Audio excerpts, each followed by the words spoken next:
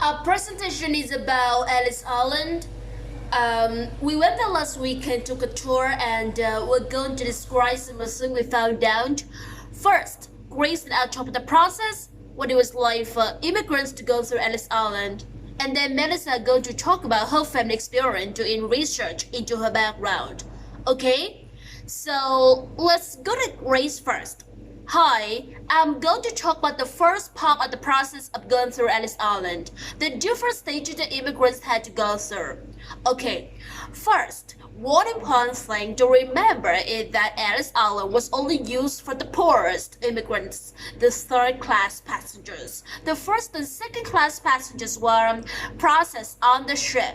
Then they were taken to the docks when they got off, and then the ship was sailed onto Ellis Island with the third-class passengers still on board. When they finally landed at Ellis Island, they put on all the clothes they owned because they were allowed to bring only one bag with their possessions from the old country. People brought in all kinds of things, like you would see musical instrument or samovars, pots for making tea. Some people brought earth from the old country too, or plants, vines for example, for growing grapes. Then, the first place they got to was the dining hall where they were given a meal that it was paid for by the steamship companies. People came through Ellis Island always remember the meal. The food was apparently quite good, but it was also strange for many of them. Some people had never tasted ice cream or an orange or banana, for example.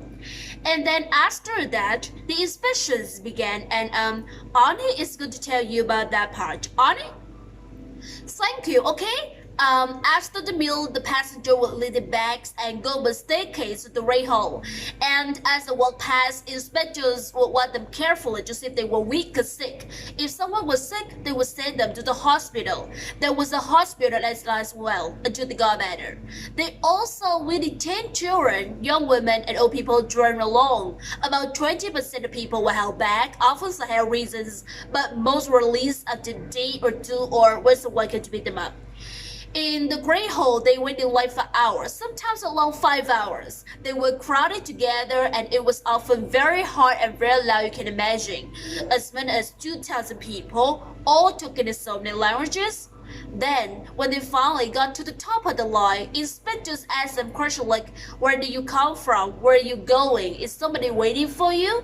That kind of thing. And there was social workers in charge of waiting with the inspector, like helping people who needed to locate register, whatever. Once they got past that part, the questions, people would go to one of three lines behind the inspectors. The first line was for the detention center if you were being held back. The second line was for the railroad ticket office for the train station. And the third line was down the stair to the area people were waiting. There was a post that was called the Kissing Post because that was the seat of so many reunions. Husbands met the wives and father met the children had seen in years, and then the immigrants went out to start new life. So now to let Melissa talk about her family experience tracing the ancestors. Well, my great-grandfather came in from Ireland, and my Aunt John actually used Ellis Island records to do research and find out where he came from. So I'm going to talk a bit about that. Basically, what they have at Ellis Island is the ship records and the immigration information of every arriving passenger with like the date that they came in, the age, and the town they came from. So if you know, for example, your ancestor's name, the year they arrived, or where he or she came from, you can look them up. So that's what we did. My Aunt John wanted to know more about her grandfather. My great-grandfather, he died before I was born, but apparently he was a great musician. He's played the fiddling and seen at family events. Well, John knew that he come from Cork in Ireland, but she didn't know where in Cork because she never spoke about it. So John went to Ellis Island records and she found my great-grandfather's name, and it gave the name of the town that he came from. So John went to Ireland and visited the town a couple of years ago. She got more information once he was there, and eventually she found a living relative, a cousin that she didn't know she had. It was great because she'd always wanted to know more about her grandfather had come from. So that's all we had time for, but we hope that you enjoy our presentations. Thank you.